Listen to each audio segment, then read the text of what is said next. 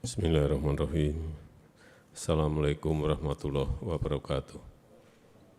Selamat siang, salam sejahtera bagi kita semuanya. Om Swastiastu, Namo Buddhaya, salam kebajikan. Yang saya hormati para Menko, para Menteri, para Ketua dan Kepala Lembaga yang hadir pada sidang Kabinet Paripurna pada hari ini adalah sidang Kabinet Paripurna yang pertama di tahun 2023. Saya ingin kembali ke tahun 2002 terlebih dahulu. Alhamdulillah, saya melihat banyak capaian positif di tengah tekanan eksternal, di tengah kegentingan global yang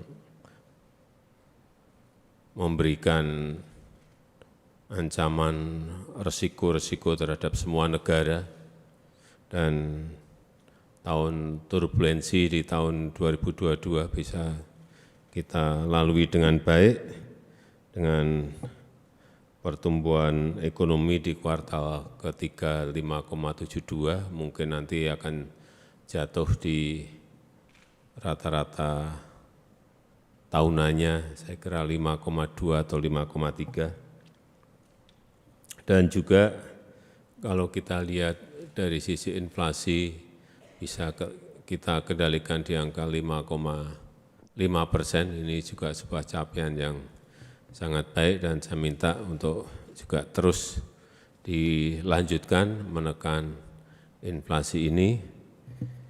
Dan selain dari BI, instrumen moneter di BI, saya juga minta Mendagri untuk terus melanjutkan agar daerah-daerah ikut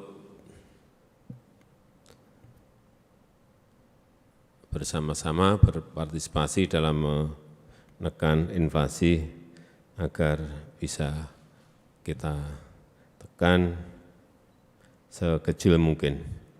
Kemudian pendapatan negara ini juga alhamdulillah tumbuh 30,6%,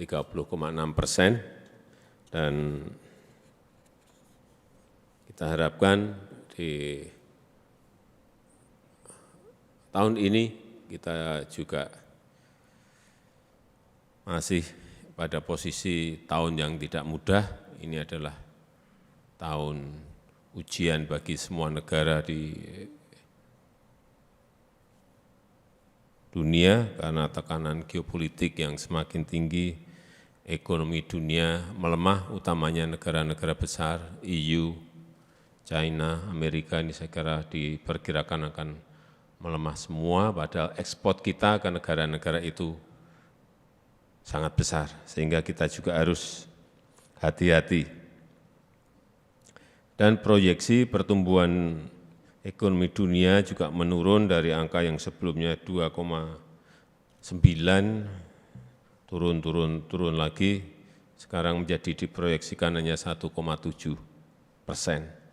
Ini proyeksi dari Bank Dunia, sehingga ini menjadi tantangan bagi kita, tetapi karena kita kemarin bisa melewati tahun 2022 dengan baik, insya Allah ini di tahun 2023 juga bisa. Dan yang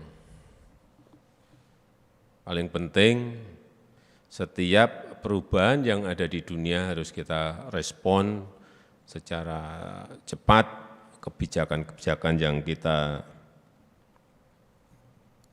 lakukan juga dari membaca dengan cepat dinamika yang ada di dunia. Dan kita berharap ekspor kita masih baik, investasi kita juga masih baik, kemudian kita juga akan terus memperkuat hilirisasi, karena ini akan memberikan dampak yang luas bagi kesempatan kerja, bagi rakyat kita, dan juga akan menambah devisa bagi negara. Yang kedua, saya minta untuk APBN 2023 betul-betul difokuskan pada kegiatan-kegiatan, pada program-program yang betul-betul produktif, utamanya dalam rangka penciptaan lapangan kerja dan pengentasan kemiskinan. Dan APBN 2023 harus fokus menyelesaikan prioritas nasional, baik yang berkaitan dengan penurunan stunting, penurunan kemiskinan ekstrim, dan juga ketahanan pangan, serta agenda menjelang pemilu.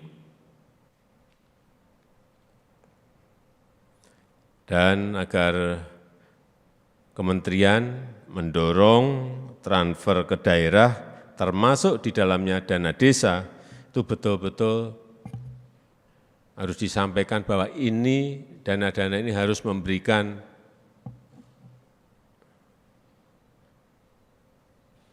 dan memacu ekonomi daerah.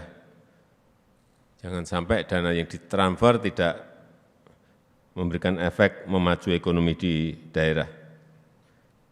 Dan juga APBD ini harus sinkron dengan APBN, artinya sinkron dengan prioritas-prioritas nasional yang telah saya kira bolak-balik saya sampaikan, terutama yang berkaitan dengan ekonomi kerakyatan, yang berkaitan dengan ekspor, dan yang berkaitan dengan investasi.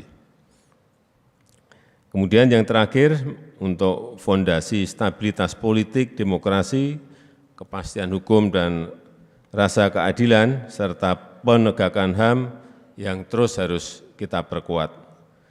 Tadi pagi baru kita minta kepada seluruh menteri yang terkait, terutama dalam perspektif HAM,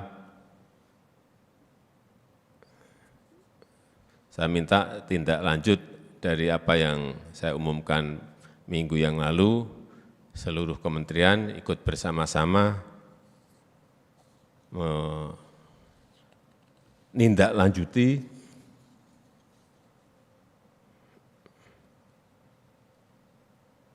apa yang telah saya sampaikan mengenai pelanggaran berat masa lalu yang non-yudisial. Dan yang berkaitan dengan inflasi, sekali lagi saya minta secara rutin pada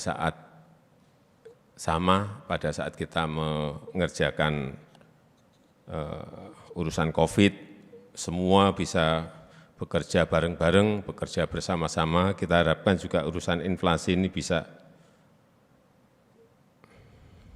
kita keroyok bareng-bareng agar sedapat mungkin ditekan inflasi tahun ini bisa di bawah 5. Dan saya yakin setelah saya keluar masuk pasar, saya lihat stabilitas harga, saya melihat peluang itu sangat mudah apabila dikerjakan bersama-sama, sama seperti pada saat kita menyelesaikan pandemi COVID yang terjadi di negara kita. Saya rasa itu sebagai pengantar yang bisa saya sampaikan. Terima kasih. Assalamu'alaikum warahmatullahi wabarakatuh.